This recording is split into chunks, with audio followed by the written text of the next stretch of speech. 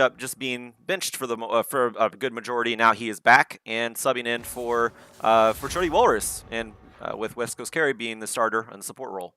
Well, speaking of transitions, we are now transitioning into the picks and bans, ladies and gentlemen, which means we will see what strategies these teams are trying to employ here. It's a Sejuani Zach early out of the gate with some jungle focus on the substitute for Manitoba. We'll see now how they answer. Maryville doesn't seem to be too worried about it. They say, hey, that's fine. You're going to target our jungler. We'll just keep throwing jungles out. We'll take the whole roll down this first path. And that's not surprising because right now all three of these champions in the jungle are just so suffocating. Olaf All to be four of taken them, out as yeah. well. Yeah. Would not be surprised to see even more coming out of that with all this in mind. Yeah, these have been very standard bans across the entire, was it 8.6 patch, I believe it is. Yeah, we're on 8.6 now. Yeah, 8.6 patch. These have been, I mean, Olaf and Skarner have been banned champions since last patch, where they started coming into it with that Tracker's Knife, putting Predator on them, being able to get in your face. They're just going to take those off the board. Swain got reworked. He was a little underpowered. They buffed him. Now he's pretty powerful, and they're just going to take that one off. Galio, kept, and CKG, very familiar with him, a very powerful mid laner that nobody wants to deal with. Kha'Zix got a nice buff into his isolation damage, so he is more powerful when he's in that jungle and catches somebody out inside the enemy jungle. I like seeing that too against a Caitlyn. Obviously, it's going to be a champion that they're going to want to get in onto the back line. They're going to want to stay behind a nice front line. Kha'Zix, a champion with some tools at his disposal to do that, and as well an early pickup in the jungle pool means even more taken away now from the side of Soul there over on Manitoba. So Tom Kench rounding out the bot lane will be taken up out and away. Want to make sure there's all sorts of protection for Hartwig on that. Caitlyn KBS will be bringing that one in to the bot lane. And I wouldn't be surprised to see a jungle pickup here just to keep the solo laners in the dark for the next round of the draft. But Gnar is what they want to get. They say we don't want it banned against us, so they pick it up in the first round. And now we'll see what Maryville finalizers first round with. I would not be surprised. Oh, okay, there it is, the top laner, and Ornn locked in for Saskia. Yeah, typically you do see the support get picked out of the first round draft, but they're gonna go ahead and pick up the top laner since Manitoba already showed who they're playing top lane. They're gonna counter that with an Ornn, taking away the Lee Sin, who got a very nice buff this go around. Don't want to give that over to Soul, so they're gonna just take that one off the board. A lot of jungle focus overall, as the jungle, one of the most important roles in the game, and be able to influence all of the other lanes, and also try to secure the objectives to help the overall push of the team into mid game.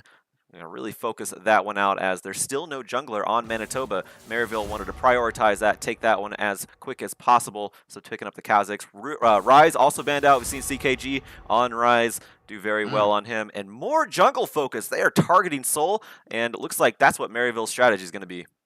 Yeah, for sure. So we'll see what Soul does come to the table with now, because that is, what, 6 junglers out in bans, and then the 7th being Kha'Zix picked up. So this could be potential 8th choice now for Soul. A lot of pools don't run that deep at such a high level, but we'll see what he can come to the table with. There are still options. He can get creative here, but Prototype going to be picking up a support. Hey, there it is. Janna will be locked in, so we'll have the Ashe Janna bot lane running against Caitlyn Tom Kench. That part of the map no longer a mystery to us.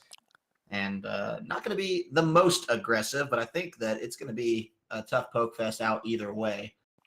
Yeah, it's almost a meme of who support what champion supports Prototype, and you pretty much guess 80% of the time it's going to be Janna. Papa Chow played a ton of Janna, and I actually hit up Prototype about that one time. He's like, he's not doing it because I want it. It's because Janna's just the best at the moment, and it still feels like Janna is a good pick right here, so they're going to go with that. They have the tanky top lane, and they already have the Ashe picked up, so going to be playing a little bit safer in that bot side with the Janna. But meanwhile, Vladimir picked up in the mid lane for Kep, and this is where it's going to be interesting. Jax as a jungler in over on the side of Manitoba. Jax, I feel like Jax is going to be good on this patch because of the new rune Conqueror, staying in combat for 3 seconds in your next auto attack. After that 3 seconds, gets 20% of that damage turned into true damage. Yeah. That's pretty huge, and Jax can stick onto you like none other.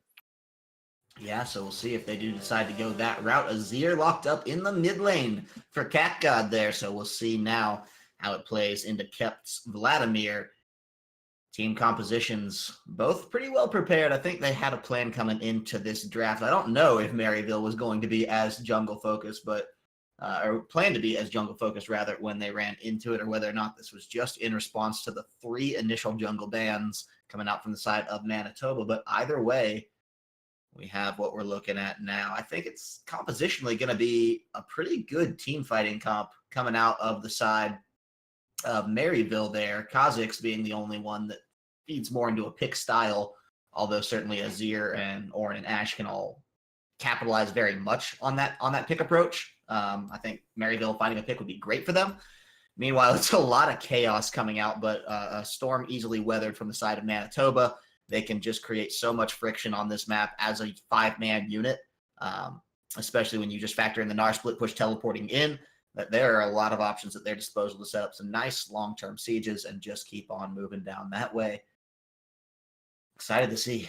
Yeah, very much so. And I actually really do like this Janna pick now, that especially since we see the Jax, who can be easily countered by Janna. Throw a tornado as he comes to leap into you with a leap strike, and that pretty much shuts his initiation down. That's really all he has. So they're going to really rely on Gnar to jump in there, Mega Gnar them either into the enemy or into a wall, something or other like that. And of course, we can't forget about Abyssal Voyage from Tahm Kench KBS. That can set up a huge amount of plays, and that way Jax may not even have to worry about leap striking in. He could just Abyssal Voyage behind the enemy lines, flank them, and that would also cause a lot of chaos on the side of Maryville University. But we do have Azir, of course. CKG does have the wall, have the Azir wall too. Emperor's Divide, keep some people at bay as well. Ornn going to be acting as a big front line. I'm actually surprised to see Saskio not go an aggressive top laner, considering the Conqueror rune is actually really good for aggressive top laners, but we're going to see him fill the role that he needs to be. He's very good on Fiora, very good on any aggressive top laners. Fiora, Camille, Renekton, very well adjusted to those, but yeah, he's a championship player in the top lane. He can play anything, and he's going to fit into that big tanky role with Ornn this time. Maybe he just wants to keep the Kled a secret for a little later in the series, right? Yeah. Whatever the case, I want to talk about the Tahm Kench that you hit on so briefly there with the Abyssal Voyage, because that's something that you and I saw played absolutely stunningly yesterday by Alex over there for George Mason University.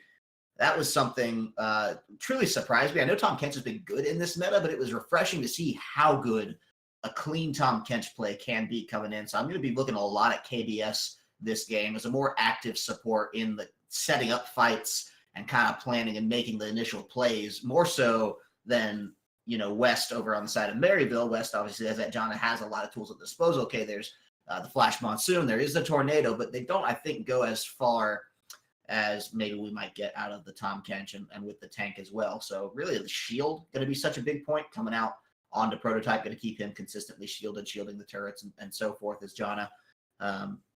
But the support role, I think, is going to be one of the more pivotal ones, because Vladimir, Azir, I could see this easily just divulging into a farm fest. I don't think either of them, as safe as they have the potential to be, are really going to give up too many solo kills unless they overextend going for the 1v1. Gnar has a bit of a better time into Ornn, but it's not the most thrilling lane. And so between the junglers and the supports, I see the guys that are really going to lay the groundwork for this particular matchup.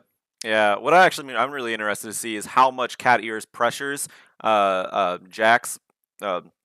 Because, again, he got his isolation damage quite heavily buffed, so it's more advantageous for a Kha'Zix to go into the enemy jungle and try to catch out the enemy jungle, because, again, with the isolation damage bonus, it's going to be able to, it's going to be so much harder to duel a Kha'Zix whenever he's jumping in on you. Now, team fight-wise, he can't just leap in, get an assassination, leap out anymore. They kind of nerfed that part of his kit because, thematically, Riot loves their thematics. So, yeah, they love their thematics, and one of the big things about Kha'Zix is that he is able to, the whole theme of him is that he's able to isolate you and just destroy you.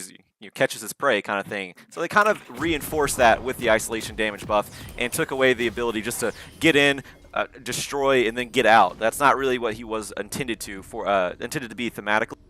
So they did, as a result, nerf that aspect of him, buff the isolation point. Excited to see what is going to be happening from Cat Ears here.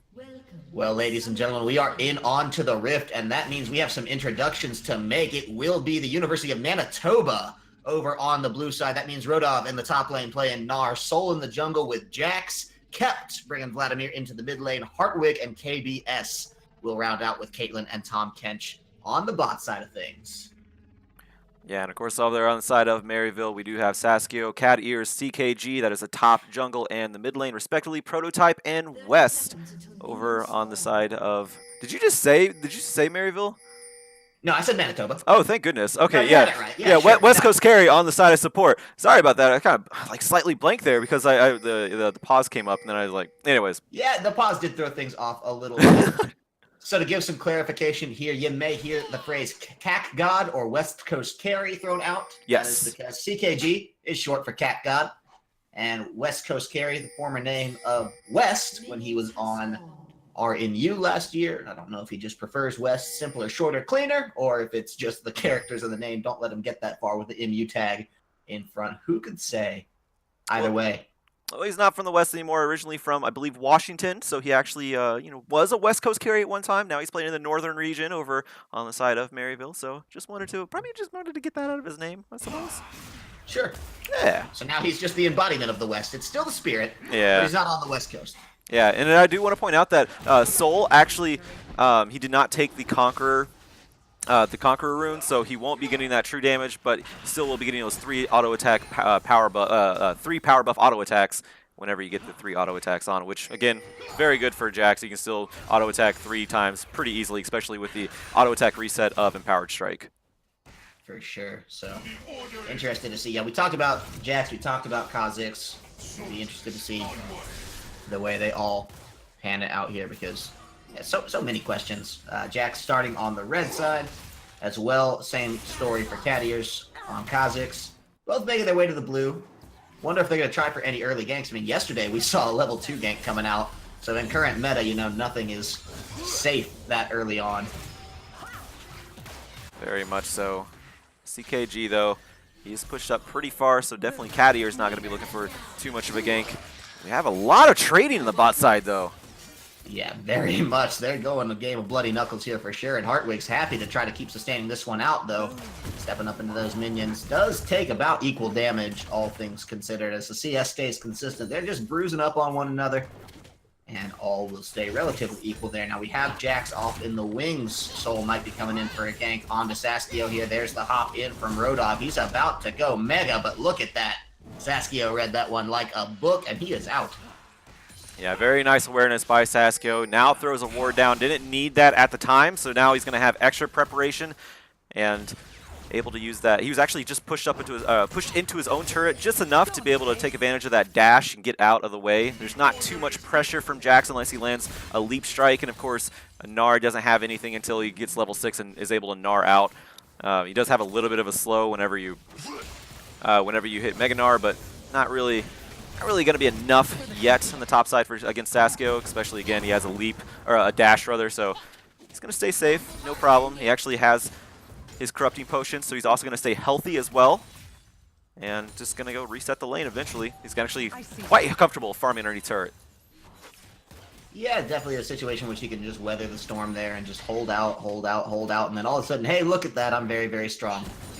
And no one really knew how to deal with it, barring any dives there. So now with Cat Ears just hanging around on the bot side, we may see if he wants to get this action going. I want to point out, look at the ward line that they've been able to establish near the bot side of the jungle. That's going to give a lot of priority over to the side of Maryville now. Should get warded out there. They know that there is a ward in their bottom tribe rush, so they're not going to worry too much about that. Did just expire with the Rift Scuttler in front of the Infernal Drake, but I would not be surprised to see early vision scaling so much harder on this bot side as it is an Infernal Drake early on, and both of these teams want to scale so heavily that that's such a potent early objective. I think that we could expect to see a little bit more action coming down that way. So we split out back to top and just see a little bit more of a slap fight coming out. Door and shield starts for both of these guys. I mean, we got our work cut out for us. Yeah, Gnar will have the advantage only because he does have that range advantage. Whenever he Gnar's out, you can get in and do quite a bit of damage up in Saskio's face. Of course, Ornn doesn't really become that beefy tank that is unstoppable until he starts getting a few items underneath his belt. So until then, he is slightly vulnerable, but he's also extremely safe underneath that turret. So Saskia not worrying too much. Rodolph just going to be farming and harassing as much as possible, because the more you harass, the more farm you cause Saskia to miss. Hence, he is down 10 CS. But again, as a tank, you don't really have to spend earn too many resources to become effective. So again, Saskia is comfortable in that top lane. Hartwig, though, on the bot side, needs to be careful. He's taking quite a bit of damage. Prototype and West playing that one very well on the bot side. Yeah, starting to feel the pressure. Prototype gave up the majority of his mana bar for that one, but it did take out the majority of Hartwig's health bar as well, so they'll feel decent about that one. Pings to stick around. I wonder if this doesn't mean that Soul might be wanting to make his way in here toward the tri-brush, but it's only a couple seconds left, so we'll see if they find themselves in trouble from that one. They do spot out Soul. He drops the control ward. Prototype going to hang out here, and actually takes the control ward out and away, and wouldn't you know it, they maintain superiority of that bot tri-brush. Cadius was off in the distance. He could have come in if need be, but they knew they were all relatively safe, so clean play coming out from Maryville, actually, to just hold off and really fight the long con for that brush. Now, Soul did drop a ward back in, and it was kind of a parting gift. Want to make sure that Cadiers is not in a position to come down and gank his bot lane. But either way, a lot of tension building around this bottom side as Prototype and West just want to keep shoving this one out. Happy to back now if need be, but I think they have the mana, they have the health, so they just think, you know, as long as we know where Jax is, we don't need to worry about too much. Yeah, we just saw that the KBS. Hold on, ooh, flash. Yeah, Cadiers, you have to respect the isolation. And Soul, he already had low health, so he's gonna have to flash out of there. On the bot side, though, we did see KBS use eat up Hartwig, so Prototype and West knew that that was on cooldown, able to get a little bit more damage. They even actually kind of bait out, thinking that they were going to be going back. Instead, just keeping that brush and do a little bit more damage. And that's the kind of aggression I've been missing this entire season from Maryville University. And now, Cadiers counter jungling, shoving Soul out of his own jungle. Everything is going pretty well for Maryville University right now. Looks to be the case. They're even pinging Soul. They know exactly where he is, and they'll understand, hey, he's probably trying for my own red buff right now. That's okay, because this opens the door for the Infernal Drake, potentially. We'll Very see much if they so. do decide to go for that. I think they should know pretty well by now that this is the goal of Soul. Move right in and try to take that one. Yeah, Infernal Drake is sitting at about 3k health now. Cadier's Soul this one out, but look at how low he is. He's actually going to need a hand here. And so that will be shielded up coming in from West. Should telegraph it pretty hard, but I think they're happy to take this one out in the way. The counter jungle definitely opened the door, dragged Soul to the top side of the map, and net them a free Infernal Drake for it. So all things stay equal with the red buff, and Maryville takes away the first decisive advantage of the game. Very beautiful play by Cadiers. He doesn't lose anything by giving his red buff over to Soul, because he took Soul's red buff. The most he's going to be losing is some Raptors here, but trading an Infernal Drake for those Raptors, easily worth it. And now Cadiers, he being so low health, he can go back, pick up a big item, and just come back even stronger. His whole team is stronger now and going to get that little bit of extra damage with the percent AP and AD from the Infernal Drake, and that's, of course, going to be scaling very well into the mid-game, as that is when the Infernal Drake is the most potent mid to late game. You see nice scrapping on the top side. But so far, again, nice macro play, nice map rotations by Cat Ears, scouting out Soul, predicting where he's going to go and acting from there. That is something I've only seen Cat Ears jungle once in this on Maryville, and that was against Miami. But I know he's been streaming and playing jungle. He's obviously very familiar with the role, and yeah, I mean, obviously Maryville has confidence in him, so confidence well placed. He's doing a great job right now. Speaking of great jobs, I want to highlight Rodolph here in the top lane. Look at the CS advantage he's building, just continually crashing waves right into Saskia, and it's netting him a 10 to 15, depending on where the wave is, advantage right now, and that's what you need to be doing into Gnar. The only problem is you might need to be doing a little more of it, because we know Gnar is a comfortable matchup into the Ornn. He can really cause problems for this guy just with the range, the harass, and then being no slouch when it comes to the melee as well in mega form. But you have to wonder, when the teleport time comes down, is this phage on Gnar going to be enough, or will Ornn still be able to stay consistent? We saw a lot of good Call of the Forge Gods coming through yesterday. That spell is really finding a niche for itself as a great team fight potential and initiator, so you have to wonder if they don't need to be laying a little bit more hurt down onto Saskia. If this is anything he can't bounce back of. Speaking of hurt, holy cow, Hartwig, he's just going to get dove by Prototype. Now he has to flash out. The Ignite is there, but Cadiers is as well, and he'll take first blood. Gleefully dodges out the trap, but KBS almost gets it. but now gets himself into some trouble anyway. Soul will be here to save the day, and I think everyone's going to back off. I doubt any more aggression will come through for this one, but it does go first blood to Maryville University. That is a trademark aggression of Prototype. He is so well versed at how to play aggressive, how much he can do, and when he needs to back off. That was very nicely played. He even took a turret shot, I believe. Yeah, there's a turret shot right there, but getting enough damage onto Hartwig for Cat Ears to go in. Cat Ears is still hanging off in the wings. He's just backing there. Yeah. They might want to try to find something, but it's I think risky. Hartwig will be up in enough time that it doesn't really pan out for him here. Yeah, he just needs to back off, take the win, and go. That is one thing that we see a lot in Collegiate is teams overstaying their welcome, getting an advantage, and then not taking advantage of just going back and resetting. That's something that Maryville doesn't want to do, and very nice on Cat Ears to just go back, not get too risky, just be there as an insurance in case anyone tries to dive, counter dive Prototype in West, knowing that West Monsoon was down. So they're just going to go back, spin that up, and steady as she does it for Prototype and West on the bot side. Yeah, that CS advantage is really building into something beautiful at this point. 88 to 111, no slouch there. Prototype opting for the 2 long swords in as well as the BF, so we'll be kind of contrast there to the BF Zeal combination that we do see coming out of Hartwig. As the trades go on, you know, that's going to be pretty brutal to deal with all of that Ash damage just coming out and coming out and coming out.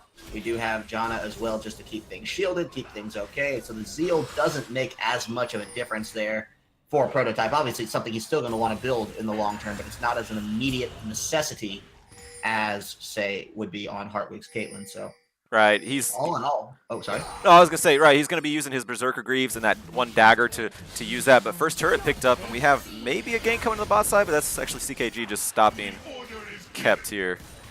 Yeah. First turret taken by Maryville. Very clean play. They're just grabbing objective after objective. It was first blood, first turret, first dragon. They have them all. They are collecting even more now. Red's coming up on a timer. Cat Ears knows what's going on there, and they want to try to beat Soul to the punch. Just might, but it looks like we might see a little skirmish come out for it. It does get smited over, and that is Cat Ears, but look at this. He steps on the trap, and he may get himself in some trouble there. Soul picks up a pretty easy kill and gets his red buff right back. A little bit of insurance on that one. Now they are having to back out the rest of them. No, Soul wants in onto Prototype. We'll see how far he does continue here, because Hartwig is able to lay down some damage, but I think it's just going to be backed off from both sides. Maryville know they cannot pressure too hard without Cat Ears. Death timer's still a little low there. So all in all, it's a pretty free pickup coming out for the side of Manitoba. They get a nice point back on the board for themselves there and keep this gold deficit to about 1.5K. Yeah, that's something that Manitoba really needed at that moment, because you don't want Maryville to get the slightest edge, because they will turn an inch into a mile. And Manitoba answering back, so that is good onto them, because they need every little thing that they can, especially with the macro gameplay from Maryville being displayed thus far. They're doing a great job of controlling these objectives, taking, like you said, the first blood, first turret, and first Drake. The next Drake is going to be up in 30 seconds, and that'll be a big point of contention pretty soon, especially since it's another Infernal Drake. Yeah. That is something that, of course, Maryville will definitely want to add onto their first Infernal Drake, but Manitoba, they need it. They need that, and they need to keep it away from Maryville. That's for sure. When we see some warding going down by KBS, but West, he has 3 control wards, so he is going to be clearing those. It almost looked like Maryville decided they wanted to try to initiate a lane swap and then remembered the dragon halfway through and said, you know what, let's actually not make this one happen, right, because both Prototype and West were on the top side jungle. Now they were just doing some routine clears, but they started backing at the same time as Saskio on the Ornn in the top lane. And I think they all thought a little bit better, but canceled their backs at the same, or Saskio canceled his back, and then Prototype and West followed through, returned to the bot lane. So maybe some adaptive play to realize, no, you know what, this isn't something we can just give over for free. We need that Infernal Drake now. Seems the signal has gone over the same way in the Manitoba camp. They do not want to let this one go for free. It should be potential for a pretty big skirmish, but the ward coverage on the pit itself goes to Maryville. Better overall coverage from Manitoba. They're going to have some pretty insane vision around the greater pit. So if this does break out, I expect to see it all sorts of scrappy now. The pick-centric composition that is Maryville wants to find a catch here. They do have the Ashe ult for that. They do have Kha'Zix. There are options at their disposal. We'll see if they try to take it in a 5-on-5 fight, or if they're just going to keep pacing around this and buying all the time in the world. They might start it up to try to bait this one. There's the teleport coming out from Gnar. Yeah, it's happening. Here it comes. A ultimate in onto Soul, but look at that prototype get shoved right into the wall. That's going to be a great monsoon to keep things safe there. And holy cow, the fight is breaking out in space, but prototype taking a lot of damage for it. Kept stays right on him like glue. And this is a bad news now for Maryville, losing their ADC. That's called the Forge God coming in. As Saskio didn't even want to teleport. He was just there. KBS gets eaten up by cat ears, and now they're going to be getting in, trying to get down to Hardwick. It's a flash in, flash out situation as Saskio runs right away from that one. And they're going to start up the Dragon. They know that without Prototype, the fight is going to be tough. This cat ears over the wall. We'll see if he wants to jump in for that one, but can they get over this barrier that is kept?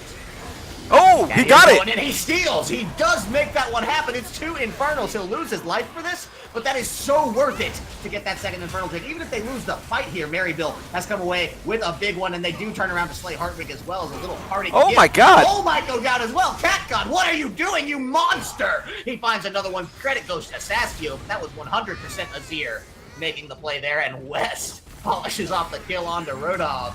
Insane fight without the AD carry from Maryville University to not only steal the Dragon, but walk away with some nice kills in their pocket for it. Very incredible play by Maryville University. Yeah, taking that Infernal Drake, but not only that, getting the kills. CKG, Cat God, he is now fully online. I didn't think he's had enough damage with just the Gnasher's Tooth, and I know that's the big core item for Azir, but it didn't seem like he was doing enough in the team fight, and it might maybe look like they were going to back out a little bit, but he went back in, got the positioning properly, a proper position, I should say, and just absolutely destroyed everybody. And now he's building up a pretty big amount of offense here with the Blasting Wand. Going to be getting a little bit more powerful here. Very nice play by Maryville University, keeping a hold of the macro objective with the 2 Infernal Drakes. Clean runs all the way through now that we have 2 Infernal Drakes to boot. This game just got a lot harder for Manitoba. They had some flashes of brilliance catching and killing Prototype. It was a great engage despite the play from West to kind of taper it off. We still saw Soul and Rodolph really able to just get in where they needed to be on the Prototype and make his life hell. Ooh, call the Forge God coming down. It's a double knock-up. Hardwick didn't stand a chance. And KBS is taken out just as quickly. This tower in a lot of trouble now once the wave gets here for Maryville because all 5 members are on the board now.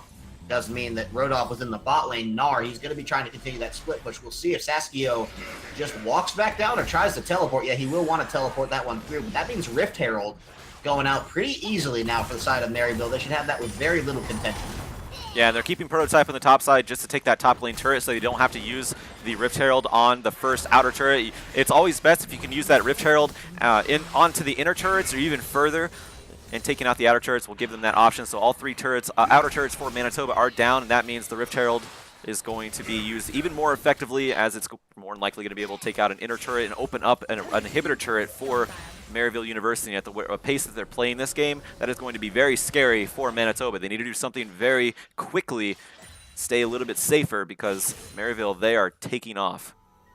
Yeah, we're sitting at 18 and a half minutes here, and Maryville has already created so much of a presence for themselves in this game. They're one of the most dominant teams in the northern region, and they're showing why today. Playing with, again, still not even their full roster, right? If Cat Ears is maybe replaced Walrus on the docket, we don't know right now. I don't think that information is really available to us. But if this is still just a substitute jungler, they're still just trying to give him some practice here or something. This is insane what we're seeing out of Maryville. Yeah, very aggressive jungling style from Cat Ears, and it's paid off so far. He's given his life twice, but only one of the times was for the Infernal Drake, so yeah, like you said earlier, very much worth it. And CKG back in the mid lane, very comfortable. We have a gank on the bot side, though. Yeah, they want to come in now onto Rodov. They're going to get him right out of that hop away, and this is bad news for him as the call of the Forge God does come down. His own ultimate misses to shove against the wall, so Cat Ears takes the credit out and away for that one. Will have his 3rd kill of the match here. Knew that Orin's in a pretty good place, and why not continue to snowball this Kha'Zix, as his power spike will be a lot more relevant to this point in the game. So funnel in that gold win in where you can. Keeps the split push dream so much alive in the bot lane too, as Saskio's happy to just crash the wave on that tower, called down for reinforcements, and then the rest of the team is here. That's the evolution coming out for Kha'Zix. I'm sorry, not the evolution. I saw level 11. I thought, no, it's actually the Rift Herald coming through, and that should make this tower history. Yeah, very nice objective control once again by Maryville. Is a trademark of them thus far that we haven't seen in quite a while. Again, I don't want to down the sub roster of Maryville University, but you can definitely tell that people are in their comfort levels right now with CKG in the mid lane, Prototype back in that bot side. Cadier is doing a fantastic job as well on Kha'Zix. So you mean to say that the CKG one Varus isn't going to carry them all the way through grand finals? No, Varus is not good on this patch. I will say that. So that's probably best CKG's back in the mid lane, though he did play some Ezreal as well. Did a great job on Ezreal. Let's not forget that. I think he also did maybe one Lucian game. I know he took champions. If there were a Lucian game, I didn't see it. Hold on. Wow. Okay. Oh boy, KBS in some trouble. Didn't even have time to pop a shield and Prototype. A little bit, just the insurance policy arrow. Yeah. Didn't connect, but that's only because there was nothing to connect to. Looked pretty. If you're this far up, you might as well go for the aesthetics right now.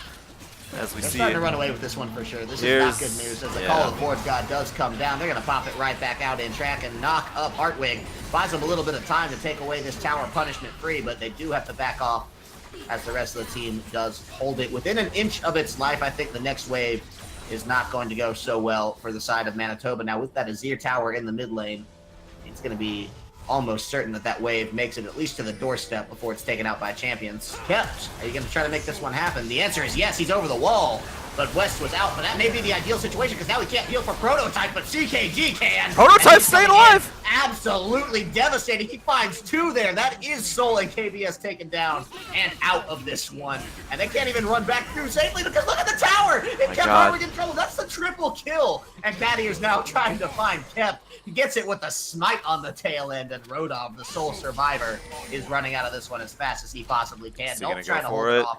He's isolated. There's nobody to help it out here, so has to be careful. They're actually just going to turn it back around and go on to the Baron, which is a wise choice here. You have Cadiers there. You still have CKG. CKG can absolutely shred this Baron with his Sand Soldiers. Prototype now there as well. This is going to be a very easy Baron for Maryville University. They have controlled every objective almost uncontested. One Infernal Drake they had to steal. Everything else has been firmly in their control. Very great macro play by Maryville University, and they realize they're getting kills too, but the macro objectives are what win this game. Obviously the kills help too, but they are just forcing every objective, taking it, and then taking the advantage that those objectives give, and shoving the advantage even more. I want to remind our viewers that this is a matchup we saw at this point in the bracket last year, or maybe it was the round of 8. But either way, we saw a playoff matchup between Maryville and Manitoba coming out in last year, back when it was ULOL playoff stage. This was part of Maryville's run through not dropping a single game that semester. Now, they haven't had the same luck necessarily throughout this particular semester, but here they're trying to keep up their same record against Manitoba for sure, and look to be off to a decent start as they're 11K gold up at 23 minutes. This is not some 45-minute gold lead that they've amassed. This is in 23 short minutes. 3 Drakes down on the board. 2 Infernals and a Mountain are going to make this base very hard to defend for the side of Manitoba, as Maryville are now starting to tighten down the screws. Yeah, and if you thought CKG was scary before, he's now building into the Rabadon's Death Cap. He already had some Morellonomicon, but when he had the Orb of Oblivion and the Blasting Wand built into that, finished that one off. Has plenty of magic penetration, so it's going to be even hard to build against him. Which, by the way, there's not that much magic resistance on the side of Manitoba. There's an shield, an Aegis of the Shield of Aegis. That's about it. Other than that, there's really nothing coming out from Manitoba to defend against CKG. And with this, with that being said, he building into a Rabadon's Death Cap. That means he's just going to obliterate anyone he comes in contact with. Much so. We'll see now what this means. KBS is getting in now, trying to get the Saskia, but the Blast Cone is there. They didn't get their insurance. Now Rodov in some trouble. Cadier's 2v1ing, but does get shut down all the same. And that one's only going to go over to KBS, but it'll be a kill much needed all the same. And the 3rd death thus far. Oh, Cat God's Cadier's, but merely a distraction because the top lane is getting shredded now by Cat God. Yeah, not Cat Ears, Cat God. Sorry about that. Yeah, Cat God's been split pushing this entire time. No one can go answer him. Heartwig's going up there, but he's going to get destroyed, and now more pressure onto this mid lane. Yeah, they're just trying to make something happen. They know the split is there, so they want to get in on the prototype. They're going to find him. Soul makes that one happen. The Call of the Forge God knocks up enough for West to possibly get out of this one. He will pop Soul out, but the Smite might get him in some trouble. Jack's a hard guy to run away from, but all the while, Cat God just hanging out in that top lane. He pitched a tent to camp up there, and it was well worth it. They'll take 2 deaths. They don't mind because it gets them 2 towers, and that's a worthwhile trade all day. Now, KBS wants to find this one. You got to be careful, even with no mana. Cat got on this Azir, something scary here, but I think they know they can make it happen. These swallow him up whole, pop him back out. This should be another kill coming out for the side of Manitoba. It's a shutdown, and some gold IV dripped back into the veins now of Hartwig here, so they're going to feel decent about that. But they have a long road to go if they want to find their way back into this game, because it's still 11K. They're still not found 1 tower on this map. The only thing they have going for them are those 6 kills that they managed to take thus far over on the side of Maryville University. Yeah, thankfully they haven't got they have their inhibitors intact, but that's only going to be for so long. As Maryville, they're going to regroup, come back, and just shove even harder. Especially now that Cat God, he did die, but he went back. That means he gets to go by, and he did finish up that Rabadon's death cap, and that's going to be a huge power spike for him. He already had a massive power spike, and that's just even bigger. But hold on, isolation on the bot side. Bad for Rodov. Yeah, he's not getting out of this one. Okay, there's no chance of being Neganar, and there's nowhere to run. He gets the fast ticket back to base. And Cat Ears just all over, everywhere he needs to be. Keeping up in kills with Cat God, even at this point. The rest of the team only has 1 apiece. The other 12 between these 2 players. It's an insane build-up thus far. And the damage, I mean, you can tell these guys are just here to burst out any and every conceivable target that they can find on the side of Manitoba, and they're doing it in spades. Very much so. It looks like they may want to try to catch out west, but they're not going to be able to do it. And actually, there might be just keeping starting a death brush here. But let's take a look at Soul's build. If they do catch somebody out in a brush, Soul doesn't do that much damage. He's built straight up tank as a Jax, so he's going to have a hard time bursting anybody or dueling anybody at this point. You know, maybe it's one of those situations where he felt like because of the change-ups to the Keystone, he could go tanky and then still output the true damage, and that would be enough. But either way, I mean, his health bar is nice and robust. But he's still dying just as much as the rest of his team. There has 2 deaths. Team record is 4, so he is on the low end of the average. But either way, I don't think long-term fight survivability is something that Manitoba has going on for themselves right now. There's just too much burst out of CKG in particular. You were talking about it with the Magic Pen, despite the fact that there's not that much magic resistance on the side. I think that means Azir just shreds right on through now. We'll see if it does group up. There's a lot of wombo combo options there for the side of Manitoba, but they wouldn't just need to win 1 fight at this point. The death timers are still short enough. They'd need to win 2 or 3 before they could really get into the devastating, we're knocking down inhibitors, we're getting into the Nexus turrets. And I don't see Maryville making that mistake of grouping up for a 5-on-5 that they would lose even once in this game, but if they do make it, it's not going to be more than once. Yeah, the biggest mistake they've made thus far is just shoving in, taking it when they had the Baron, and then just overstaying their welcome and getting caught out a little bit whenever they're trying to siege the mid lane inhibitor turret. Good on Manitoba for taking advantage of that one, of course, and giving themselves a little bit of reprieve, because the longer this game goes on, the more it's going to be equalized, but it's going to take a long time for it to be equalized. But if Manitoba can just hold the line, might be good. But Cat Ears needs to not get caught by Snap Trap. Yeah, just dropped right on the trap, and they're going to keep his health bar reasonably low here, get him to about half health. Make sure that if the fight does break out, it's a problem for him. Now, Soul is actually chasing that one down well into the realm of isolation, and you have to call that one into question. They do want to make sure this 3rd and final Infernal Drake coming up in 10 seconds is going to be a prize well fought over. I think Maryville had this one pretty well sewn up, because in the Dragon Pit, it's just so hard to deal with the likes of CKG and Prototype here. They're going to go in. It's the flash. They want to find down onto Kemp. There's the Call of the Forge God. How many can it find? The answer is at least 2, but they do back off. Their goal is the Dragon here, and they know it. They find it before the fight breaks out in earnest, and Soul goes in only to get dropped immediately. Kept the next target. Will they be able to find him? They do want to keep this one moving through, but the minions, a much more important objective. The Baron, perhaps, a much more important objective. Now that Soul is dead, they know they can take this one out and away for free, especially with the big wave that's built on the bot side. Somebody does have to deal with that, as it is starting to damage that tower out pretty severely. So they send Kep down. Don't necessarily love that one. Should have been wrote off, as he does have the active teleport, but it just tells us that they're not going to try to contest this Baron in any capacity. Possibly a disappointment to Maryville, who were waiting to death ambush somebody over the wall. Oh yeah, they definitely were. CKG can burst somebody out so hard right now. There's 3 Infernal Drakes on his side. There's a Rabadon's Death Cap.